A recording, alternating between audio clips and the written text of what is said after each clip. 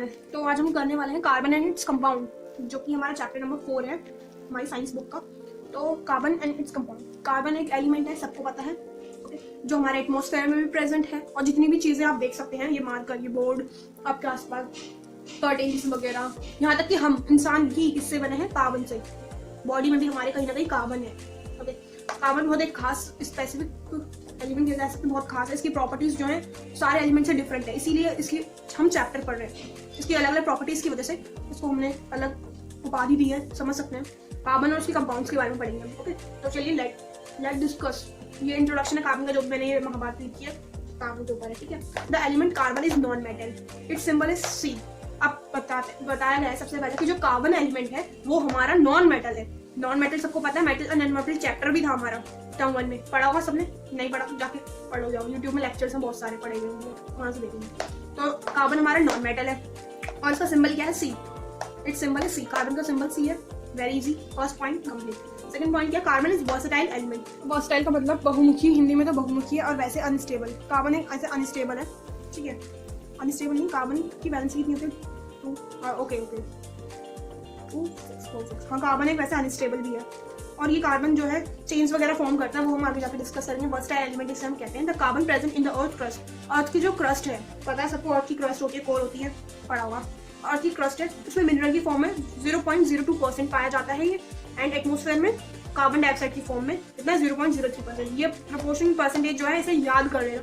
Mineral की form में 0.02% and atmosphere में 0.03%।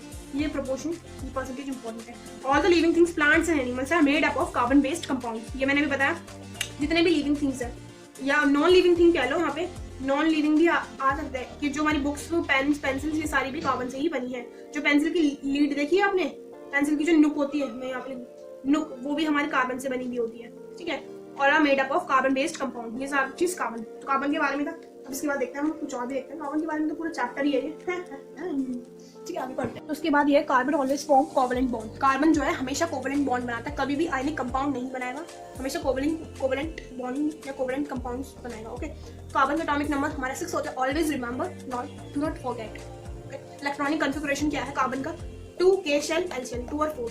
और वैलेंसी अगर इसकी पूछा जाए तो वैलेंसी होती है 8 में से 4 माइनस कर दो, 4 ही बचा। अरे वैलेंसी तो 4 ही होती है, 4 वैलेंसी है।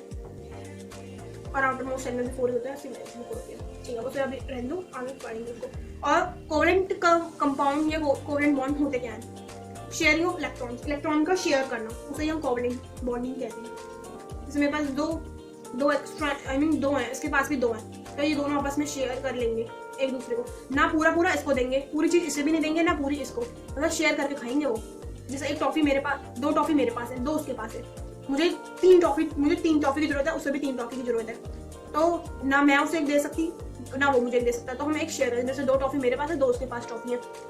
ओके, तो मुझे चाहिए 3 टॉफी चाहिए, मुझे इसे भी 3 टॉफी चाहिए। ये मैं हूँ प्राची, ये ऐसे कोई है, ठीक है। PS मेरे पास 2 टॉफी है, इसके पास भी 2 टॉफी है, अब मुझे 3 चाहिए। तो एक क्या काम करूंगी, एस मुझसे बोलेगा कि ये 2, तुम्हारे पास भी 3 हो गए और ये मेरे पास भी 3 हो गए, लो, फिर P भी खुश, ठीक है, और S भी खुश हो जाएगा शेयरिंग करने से। अभी हम देखते हैं ऐसा क्यों होता है, कार्बन को शेयरिंग क्यों करनी पड़ती है। कार्बन दे क्यों नहीं देता पूरे, और ले ही क्यों नहीं लेता पूरे, तो उसे हम अभी डिस्कस करेंगे। ऐसा क्या है कार्बन भाई साहब में, क्या है वो देखते हैं। तो यहाँ देखो, ये कार्बन का मैंने इलेक्ट्रॉनिक कॉन्फ़िगरेशन बना दिया कि 2 ये सेल में है, 4 L शेल में। इतना क्लियर, इलेक्ट्रॉनिक कॉन्फ़िगरेशन इतना क्लियर होना चाहिए बस। अब हमने ये पढ़ा है प्रीवियस क्लासेस में, 9th क्लास में हमने पढ़ा है कि जो आउटर मोस्ट शेल होती है उसमें कितने इलेक्ट्रॉन्स होने चाहिए, 8 इलेक्ट्रॉन्स, पर हमें तो नजर आ रहे हैं 4 इलेक्ट्रॉन्स। अब क्या इसको 4 इलेक्ट्रॉन्स ले लेने चाहिए। अब हमारी टॉपिक यही है कि how carbon attain noble gas configuration. Carbon noble gas कैसे कॉन्फ़िगरेशन कैसे अटेन करते हैं, यानी कि ये स्टेबल कैसे होता है, ठीक है। क्या हम ये देखेंगे कार्बन किसकी फॉर्म में एग्जिस्ट करता है, C4+ में एग्जिस्ट करेगा या C4 नेगेटिव में।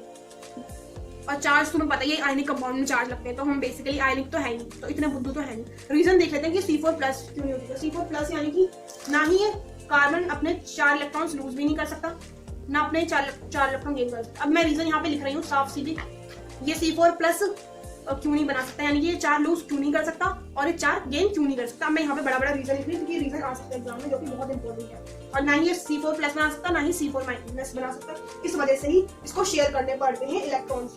अब मैं यहाँ पे रामायण कथा लिखने वाली हूँ दोबारा से, इन दोनों के रीजन लिखने वाली, ठीक है।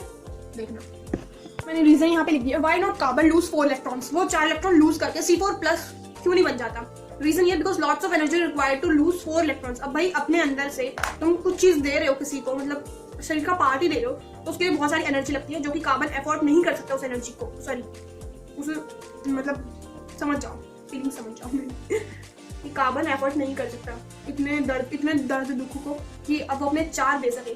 पहली बात इतनी एनर्जी लगेगी, वो खपत क्यों करे अपनी, फालतू में दिमाग खराब क्यों करेगा वो अपना कार्बन, है ना।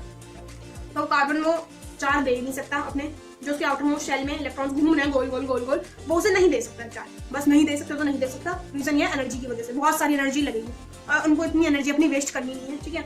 अब यहाँ देखो दूसरा point, why not carbon gain 4 electrons. अब तुम्हारे दिमाग में आ रहा होगा ना, अच्छा वो 4 लूज तो नहीं करता, क्या वो गेन कर सकता है।